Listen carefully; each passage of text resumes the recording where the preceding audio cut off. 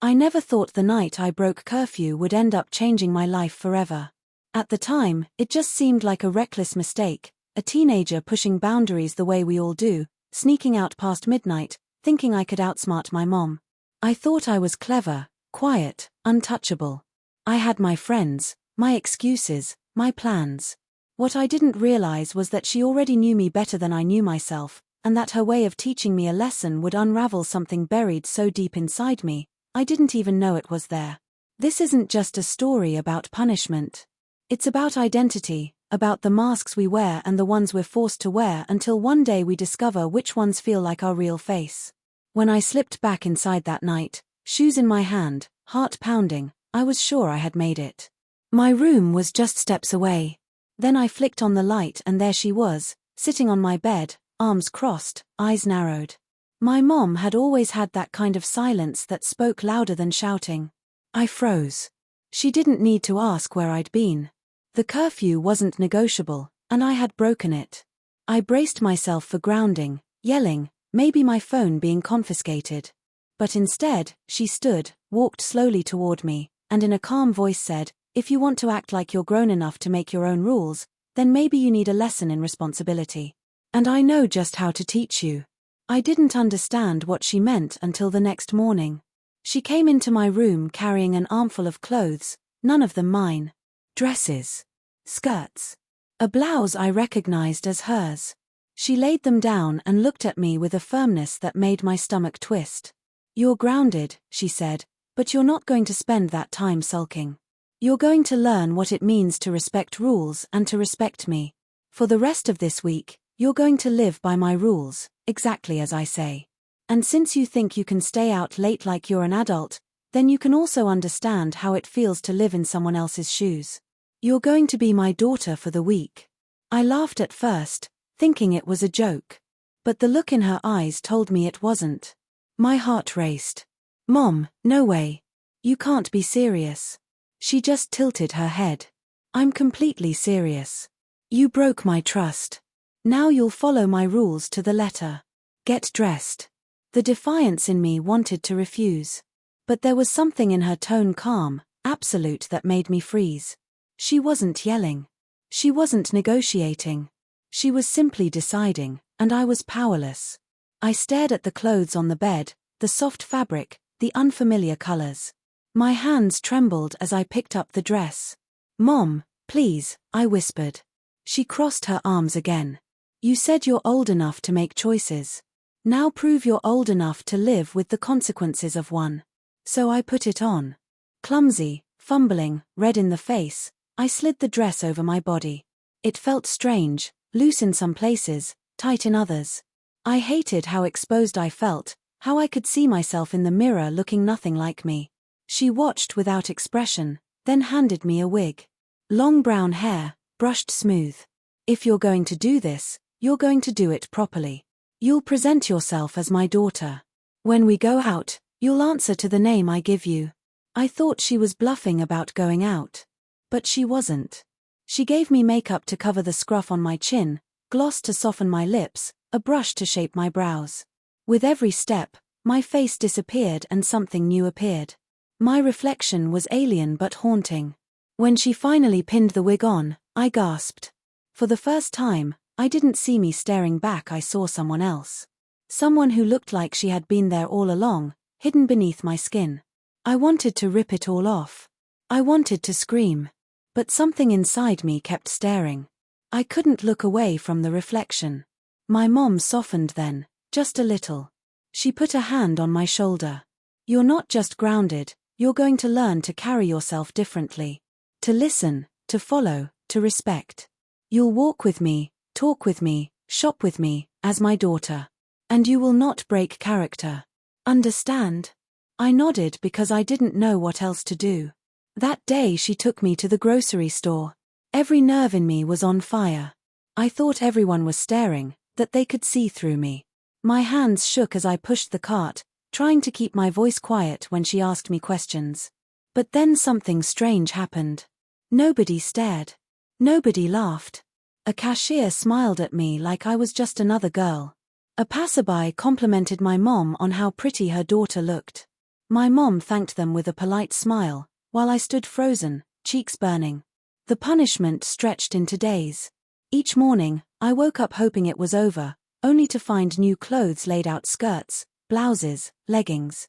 Each day, my mom corrected how I walked, how I sat, how I carried myself. Stand straight. Don't slouch. Shoulders back. If you're going to do this, do it right. She insisted I use a softer tone, watch my mannerisms. What started as humiliation turned into routine. And in the quiet of my room, away from her watchful eyes, I found myself staring at the mirror longer than I meant to. Trying on the clothes not because she told me, but because I was curious. Because something about the reflection no longer felt foreign, it felt like a version of me I wasn't ready to admit existed. But the real twist came when my best friend showed up unannounced. I panicked, begging my mom not to let him see me like that. She only raised a brow and said, "If you're going to live with the choices you make, you can't hide from them." She opened the door before I could stop her. He froze when he saw me, eyes wide. My heart nearly stopped. I expected laughter, teasing, betrayal. Instead, he just blinked and said, "Hey. You look different." I muttered something, staring at the floor. He didn't laugh. He didn't call me names. He just treated me normal. That shocked me more than anything. That night, alone in my room, I broke down. Tears spilled before I knew they were coming. I whispered to myself, why does this feel right? Why do I feel more myself like this than when I'm in my own clothes? The punishment had cracked something open, something I couldn't shove back inside. My mom came in quietly, sat next to me, and for the first time her voice wasn't firm or strict. It was gentle. "I didn't do this to hurt you," she said. "I wanted you to learn discipline, respect. But I also wanted you to see that there are sides of yourself you've been too afraid to face. I see you clearer than you think." I looked at her through tears. "You knew." She smiled sadly. "I didn't know for sure. But I saw glimpses. The way you looked at yourself in the mirror sometimes. The curiosity. The hesitation. I knew there was more to you than you let yourself believe. Maybe this punishment was harsh. Maybe it wasn't fair. But sometimes it takes something extreme to bring the truth out of hiding." The next morning, for the first time, I chose the dress myself before she could set it out. She didn't say anything, just nodded. That week turned into 2. The punishment officially ended, but something in me had changed. I no longer saw it as punishment. It became choice, exploration, courage. My friends noticed I was quieter, more thoughtful. My mom and I grew closer, no longer at war but sharing a strange secret. And now, looking back, I can honestly say breaking curfew was the best mistake I ever made. Because it forced me to face myself. Because it made me realize that sometimes the masks we're forced to wear end up showing us who we really are underneath. My mom thought she was punishing me. But what she really did was set me free.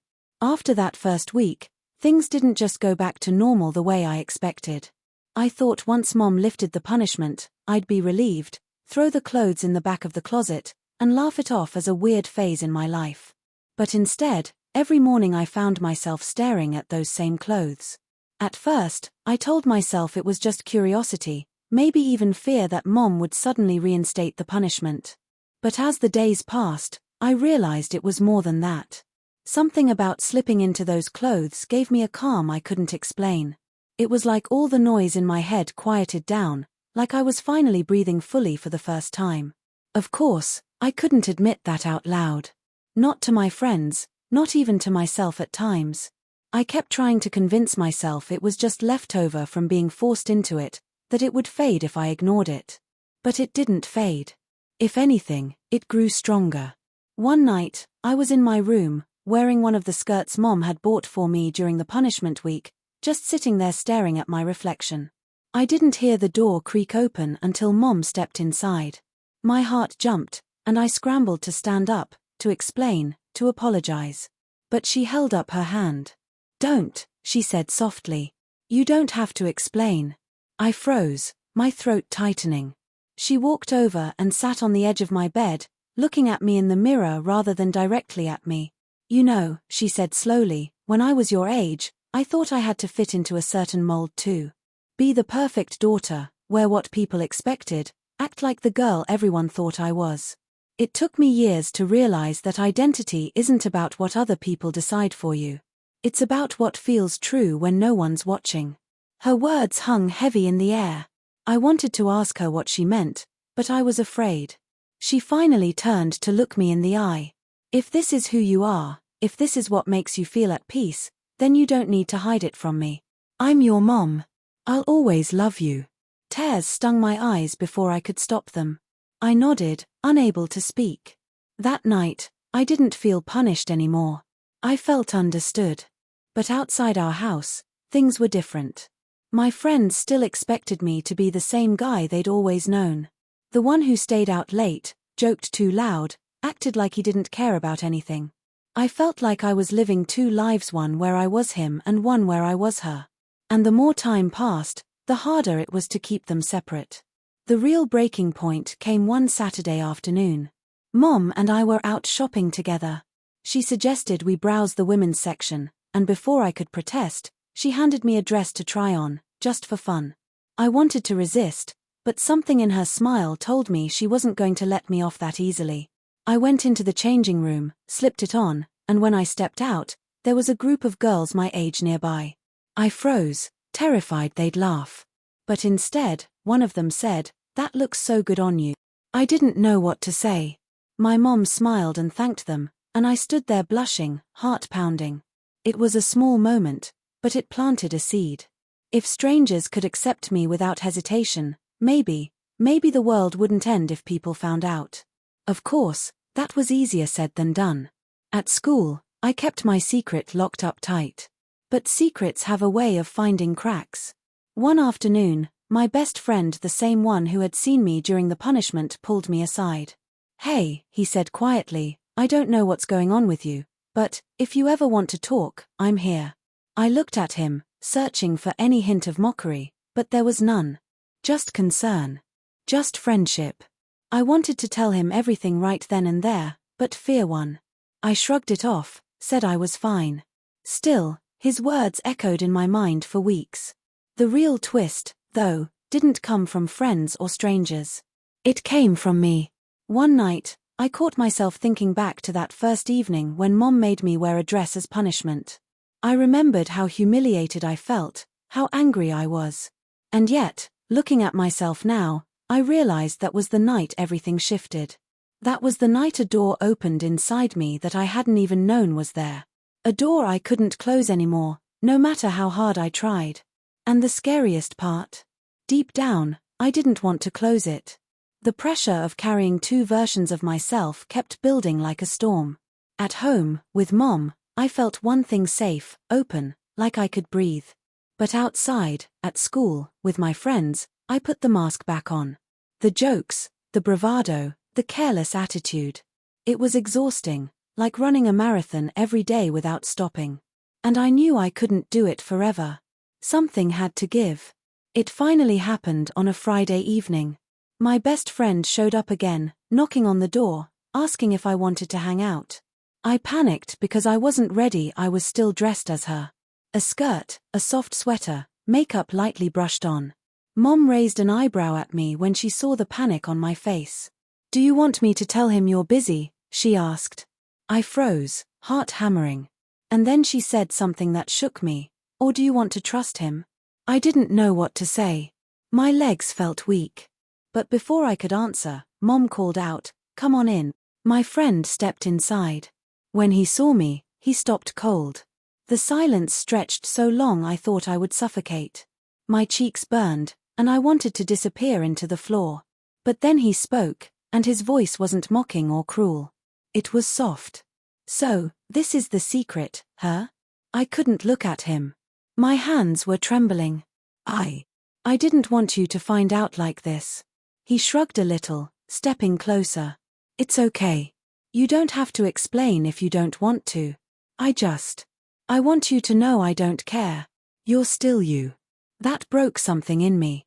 Tears blurred my eyes, and I shook my head. "But I don't feel like me anymore. Not the me you know." He gave me a small, sad smile. Then maybe it's time I get to know this version of you too. It was such a simple thing to say, but it felt like a lifeline. That night, we sat in my room for hours, talking. For the first time, I admitted the truth out loud, not just that I'd been forced into this at first, but that somewhere along the way it stopped feeling like punishment and started feeling like discovery. That sometimes, when I saw myself in the mirror, I felt more real than I ever did before. He listened without judgment, nodding, sometimes asking gentle questions. Not once did he laugh. Not once did he look at me like I was a stranger. When he left that night, he clapped me on the shoulder and said, "You've got more courage than you think. Don't let fear make you smaller than you are." But courage is easier said than done. The next day at school, I caught myself staring at the other girls, not with envy exactly, but with a strange mix of longing and ache. They moved through the halls so effortlessly, laughing, brushing their hair back, wearing clothes that felt natural on them. I wondered if anyone could ever look at me that way, or if I'd always feel like an imposter trying to slip into a role I wasn't allowed to claim. At home, Mom noticed the heaviness in me.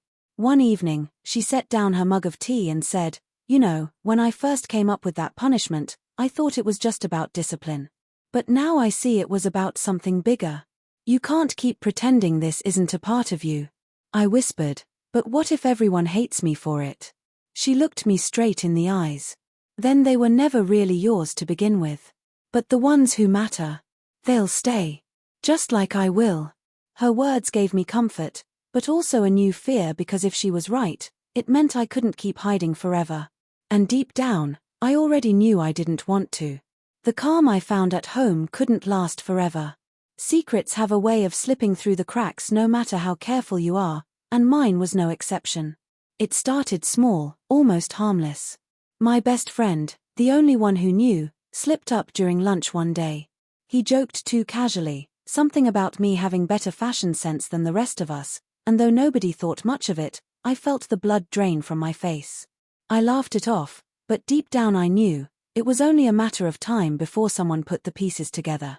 That night, I sat on the edge of my bed, staring at my reflection again, the girl in the mirror who felt more real every day. I whispered to her, "What if they find out? What happens then?" The reflection didn't answer, but she didn't look away either. She held my gaze like she was daring me to stop pretending. And then it happened. A week later, my secret didn't just slip, it crashed into the open.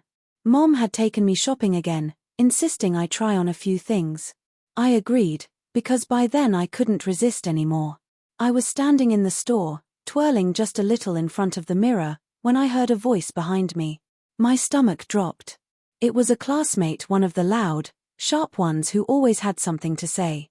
Our eyes met, and in that split second, I knew it was over. He didn't say anything at first. Just smirked. But the next day at school, the whispers started. "Did you hear? Is it true?" I saw him, laughter behind my back, sideways glances in the hallway. My nightmare had arrived. I wanted to crawl into myself, disappear, vanish. Every step through those halls felt like walking through fire. By the time I got home, I slammed the door to my room and collapsed on the bed, shaking. Mom came in after me, calm but firm, sitting beside me. "Tell me what happened," she said. I choked out the whole story, the store, the classmate, the rumors. I expected her to be angry, or worse, disappointed. But instead, she sighed and said, "Then this is your choice now. You can either let their words define you, or you can decide who you are and stand by it." I shouted through tears, "But it's not fair. I didn't ask for this. You made me do it in the first place." The words stung the air, and for a moment, guilt flashed across her face. Then she nodded. "You're right. I pushed you. I forced you into this. And I'm sorry. But I can see now it's not just about punishment anymore. It's about truth. So maybe the question isn't why it happened, it's what you're going to do now." Those words haunted me all night. I tossed and turned, imagining the stares, the laughter, the shame. But another thought crept in too. What if Mom was right? What if I had a choice now to keep hiding, or to stop running? The next morning, I did something reckless. Instead of putting on my usual jeans and hoodie, I reached into the back of the closet and pulled out the outfit that had always made me feel the most alive, a soft blouse and a skirt Mom had helped me pick. My hands trembled as I got dressed, my chest tight with fear, but when I looked in the mirror, I saw her again. The girl in the reflection. She didn't look scared. She looked ready.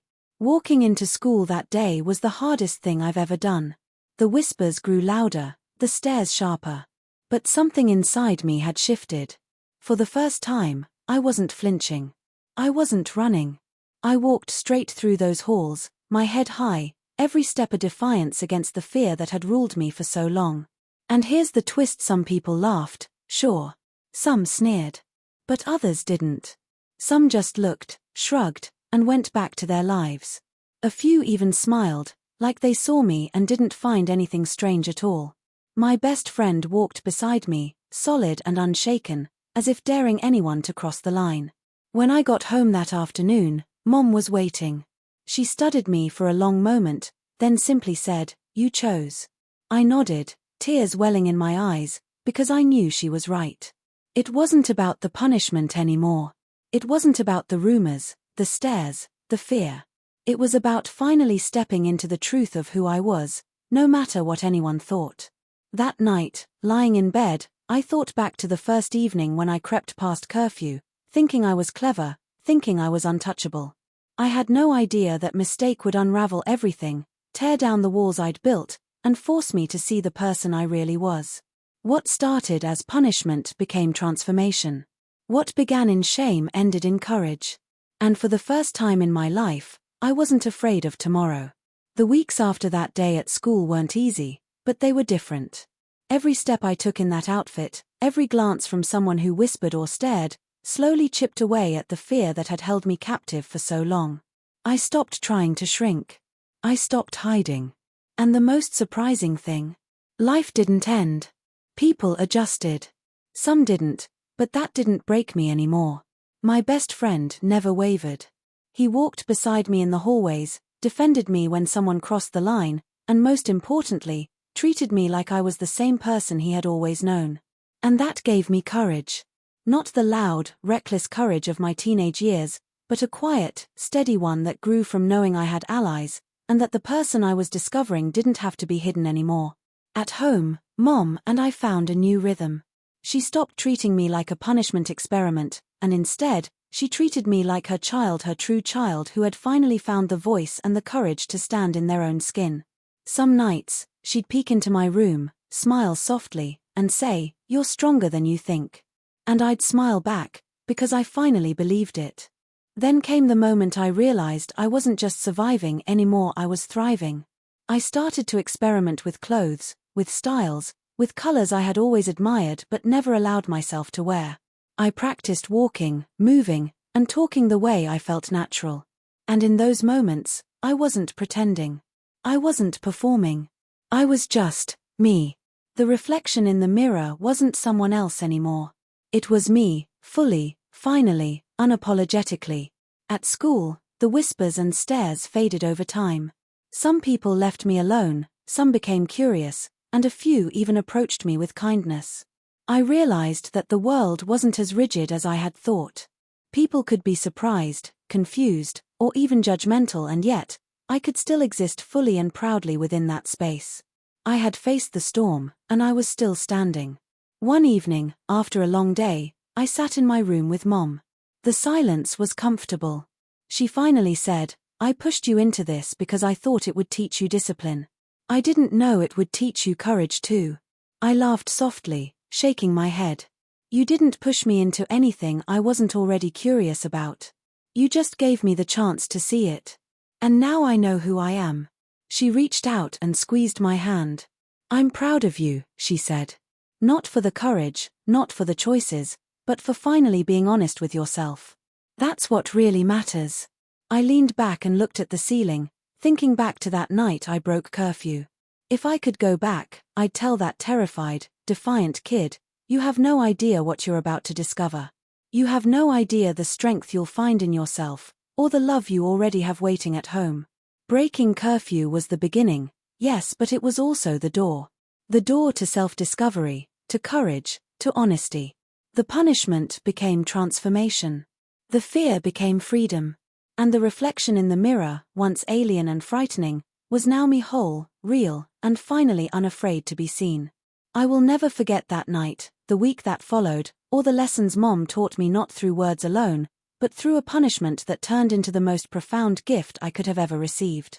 I will never forget how a single choice, a single act of rebellion, led me to find the truth about myself.